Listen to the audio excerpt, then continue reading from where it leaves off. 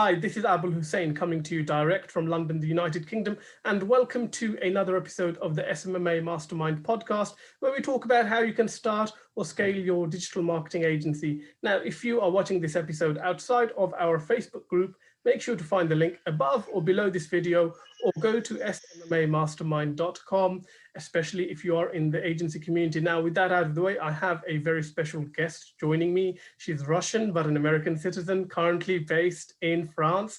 Her name is Olya Ryabinina. Oh, I'm going to get this wrong now. I got it right the first time. You did. Ryabinina. And she is the founder of Tribe, a digital marketing place for top digital marketing talent. Olya, welcome to the show. Thank you so much for having me today. Very excited. Thank you very much for joining me. I hate it when I get something right when we're not recording and then I start recording.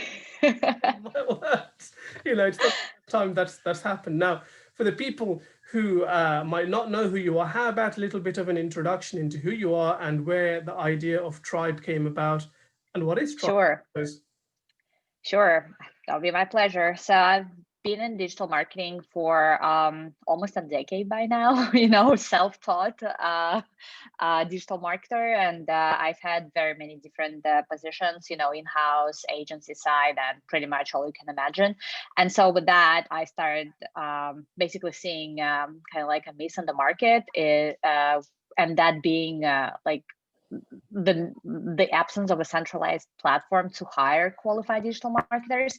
So I thought to myself, okay, well, if I myself am struggling with that, I'm sure other people are as well. So just came up with the idea for a marketplace where the matching between the talent and the employer is done almost like a dating app, like with the algorithm of a dating app, and been quite successful so far. And you know, we've changed the direction a little bit because I think the thing that businesses are struggling with the most is kind of doing this archaic hiring based on, you know, the resumes, basically like the things that people have done before.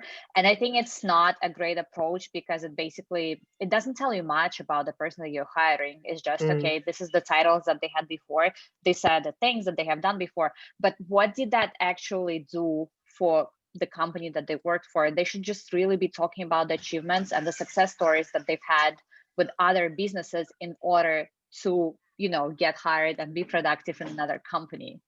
And what would you say is the biggest difference between your platform and something like Upwork? Well, I would say the biggest platform is that we try to teach the businesses how to translate their the business's needs into the opening for talent. So let's say you're not really looking for an ad manager, you're looking for someone to drive your online sales. So why don't you frame it that way? Because really, like I said, titles a lot of times don't really mean anything. You should have an objective for that. It's the same way, it's like you should, if you want to be on social, you should have an objective for that. Let's say, you know, a lot of businesses are looking for a social media manager, but do they really understand why they want to hire that person? They usually say, okay, we want you to run our social media, blah, blah, blah, blah. But behind that, they don't have an actual goal or like a KPI. Like, what is the purpose of your social media? Are you trying to engage the existing customers? Are you trying to find new ones? Are you trying to, you know, launch an advocate platform so you can turn your current customers into the advocates and thus bring the new ones? So that should be an objective for the, you know, for the role. And it should really not be dependent on the title, but rather on the like purpose of that job opening. Gosh, I hope I'm making sense. No, you're right. It actually makes total sense. So I suppose, so you have got this platform, obviously, for digital marketers to come and register themselves on, I suppose. And then you're helping business owners to kind of, I suppose, really define their requirements rather than find someone based on a supposed job title, because that is what's happening in the rest of the market. Awesome. Now, exactly. That's a great way to put it. And the service for business owners, is this something that they pay for? Is it a part of your platform, or, you know, how does it work? So right now it's totally free because we've been just really trying to see if there was a product market fit. Basically the feedback that I've heard while just like throwing the idea around was like, oh yeah, great, this will totally work. But I'm like, yeah, sure, you're saying that, but let's see if that actually works. And we've gotten positive feedback so far, and that's why we're really just expanding the functionality of the platform at this point. By really turning the kind of like the listing creation process into a needs analysis, so businesses can really say, okay, I'm looking for X, Y, and Z, and then we translate it into A, B, and C, saying, okay, here is the marketing profile that you should be looking for. And the same applies to the digital marketers. It's not just for them to, as usual, upload a resume and be done with it. No, they really form their profile with two sections, the marketing profile and the personality profile, by saying, okay, here are the competences that I have, such as, social media management, ad management, etc. Then they can also list the technical skills that usually go hand in hand, with the competences, and they strengthen those. So that really backs up the competence that they have. Then they can also list the verticals that they have experiences in. Sorry, I'm so excited. I talk so fast. No, it's so great. And that is so important in marketing because let's say a company that works in skincare would prefer to hire somebody who has experience with skincare, because they will need, less onboarding, less learning of the company, like they're right there, ready to go. Then besides the verticals, last but not least, actually that should have been first, achievements. So let's say they have, helped one company to expand their market share. They have helped another company to turn the followers into the paying customers, etc., etc. So if they have already done that for one company, chances are they'll be really successful doing it for another company. And that's what should be happening. And then by doing that, they can also, like upskill and reskill, because in another role, they would have an opportunity to do maybe a little bit like a little bit of a different thing, but so they would be utilizing their strength that they already have and learning something new. And I think that's what the future of work should be. Like, it shouldn't be, you're not hiring a resume, you're hiring a full profile of different competences. And it's not really the titles that they held before, it's the achievements that they made that should be important for for the new employer or the new I guess employer. Yeah, no, absolutely, that makes total sense. Now, coming on to the topic of the show, which is how to not get hired when you are looking for a digital marketing role, and we were going to talk about the top 5 ways. So which obviously is kind of, when you propose the topic, I'm like, this is really interesting. So where do we begin? So I would say, like I just said, achievements should really just come first, is just using your resume as an archive of your previous jobs, just basically, listing the titles and saying, oh, I moved A from B, or, I did C to D, is just a list of using your resume is just like a history of what you've done before, without really showcasing what you have achieved for another company, another organization. So instead of saying, okay, I manage social media, or I run their Twitter, no, say, I have grown their followers from X to Y. I have, raised the engagement rate from X to Z. I have turned their, their followers into the actual paying customers, etc., etc. Don't just list what you've done, like list what you have achieved, because that's what the companies are really looking for. I mean, sure, you might have, managed, I don't know, 10,000 social media accounts, but if you haven't gotten any results from there, it doesn't really matter that you've done that. It like you might as well, continue doing that without any results, and that doesn't make you a good employee, like as as bad as it sounds. So that's really the first step. The first and the foremost, like list your achievements, because they translate into objectives for your new prospective employer, especially now, with the budgets being tight due to COVID. Companies are making really precise hirings. Like I said, they're not just looking for somebody to manage their social media. They're looking for somebody who can turn the money that they're paying for this position into a new source of revenue. I mean, it's not always that straightforward, but that's the overall understanding or perspective that candidates should have when applying for jobs. Yes, no, that makes total sense. So first step is talk about your accomplishments, not your titles or kind of the boring stuff that you did, posted on Facebook or Instagram or whatever it might be. Where do we go to from there? Definitely do not forget to list any of the certifications or like continuing education things that you have, because surprisingly, a lot of employers look at that. So it's not just the experience that you have gotten working at previous companies or in previous positions. It's also your your desire to learn more outside of that. And that shows to the prospective employer that, okay, maybe you're like an 80% ideal candidate because you check out 80% of the boxes, and you might be missing just a little bit.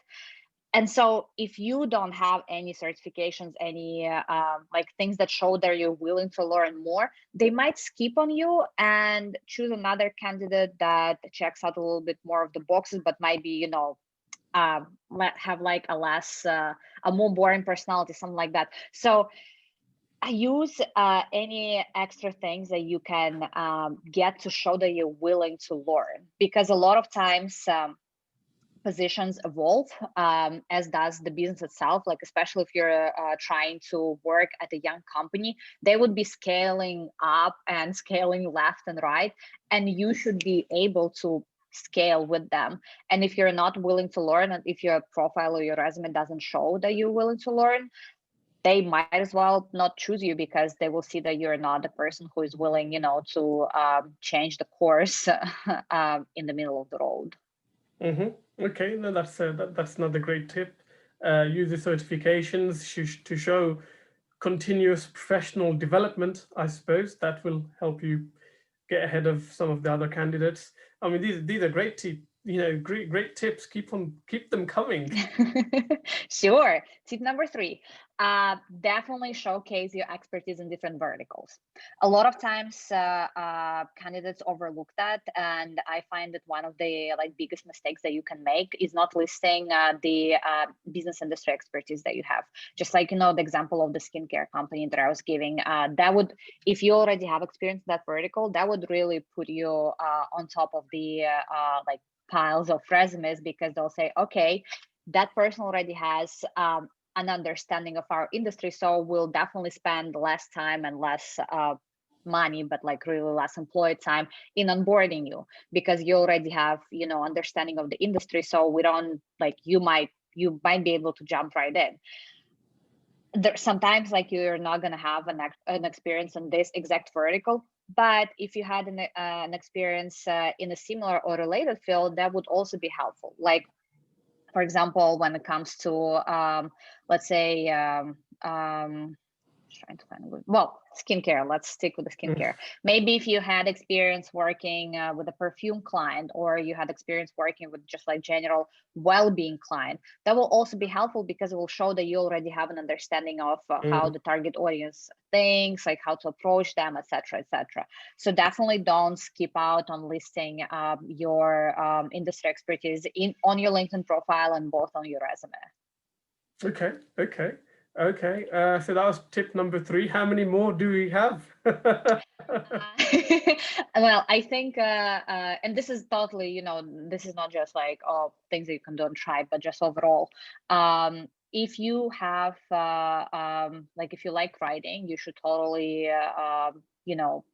try it out on Medium, for example, or even on LinkedIn, because if you have relevant things to say, and a lot of people think, okay, I don't have anything relevant to say, but yes, you do. Oh my God, there are so many people that would be able to see a post, and you'd be surprised that you do actually have relevant things to say. And that is important to see for the employers, because they can sort of get a glimpse of you as a personality from your writing. So that is obviously, you know, when it comes to marketing, and if we're talking about that industry, that would not be applicable. But yeah, marketing, totally don't skip out on the opportunity to showcase your like your ability to like share your opinion and just create opinionated content. Right. Okay. And on that note, I mean, personal branding is becoming more and more important by the day, you know, kind of in terms of maintaining their online presence as, say, an employee or even a freelancer who's looking to seek out a client to obviously do a temporary contract or something like that. What do they need to have, you know, online about themselves to kind of make sure that they get found if an employer is looking into them? I would say definitely maintaining a good headline on their LinkedIn profile, because that's the first thing that comes into play when people are like keyword searching on LinkedIn. So don't just list your current title, such as, I don't know, social media manager at company ABC. Say experienced social media manager and marketer, and list a couple of other things that you're really good at. That would really help you get that would really help your profile come up within multiple keyword searches. So don't limit yourself. Really use the headline of your LinkedIn profile as you would you know, kind of have it in an ad. Imagine your LinkedIn profile was really like an ad for yourself. So don't underuse the headline. And honestly, a lot of people overlook the importance of a professional profile picture. I would say this has gotten the importance of it has really risen recently, especially. I mean, it's like a double-ended sword, because well, I guess it's a sorry. Yeah. I was just thinking a lot of times, well, there is some well, people have different opinions about having a profile. yeah. Sometimes you might you might read their kind of resume or whatever, and you think it's great, but then you look at a picture and you automatically think, I don't like the look of this person, because, you know, as humans, we have our biases, we have our stereotypes. So, I mean, I know in the UK, for example, as a practice, we do not include our pictures with job applications, but I know in other countries, it's quite normal to include a picture of yourself with your resume, etc. So, but then again, if you're talking about something like LinkedIn, I think you have to have a picture, because that is the kind of platform it is. Now, you know, sometimes you find people who are kind of, I mean, I've seen some guy put up his wedding picture, you know, he's in a wedding suit. Another guy has been in a t-shirt. I think someone who's, I suppose, from a creative industry, you wouldn't expect them to be in a suit and a shirt and a tie. Right. As if someone is coming from more of a manager's perspective and they're trying to get management roles, you would expect them to look slightly more polished. Exactly. So if you're, you know, if you're looking for a corporate job, or if you're trying to be a professional consultant, then your picture should really reflect that. And oh my God, I can't stress this enough. Please make sure that your other social media profiles are, you know, either private if you have some non-professional content on them, or if they're not private, make sure they only have professional content, because employers do look into that. That's actually, I've read recent stats. Now, 80% of companies, you know, they're like checking candidates' presence, actually take the other social media profiles into consideration when making a decision. That's crazy. And that tells you right away that you should be taking care of your digital presence. Okay, no, that I think we've kind of covered off presence there. What more wisdom do you have to share? I'm sure there's so much, you know, that you down on your but side. I'm trying. Well, there are a lot of smaller things, but I think the most impactful ones we just touched upon. I would say. Yeah, I think that those were the most impactful, and yeah, I'm like spacing out at this point.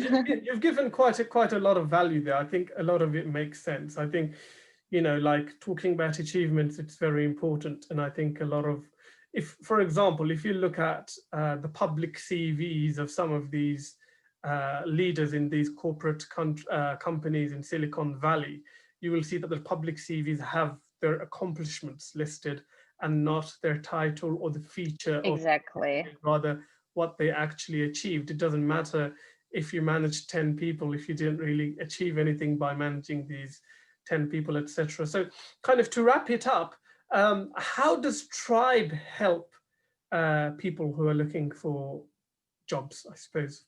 How do you help digital marketers? I would say it really helps them, form the profile based on those important things that that we just talked about. Do you have like any and more coaching or other resources, or, you know, it's really the way that the profile is comprised, or I guess put together, first of all. And we do have resources, plus you can request like a 30-minute coaching session.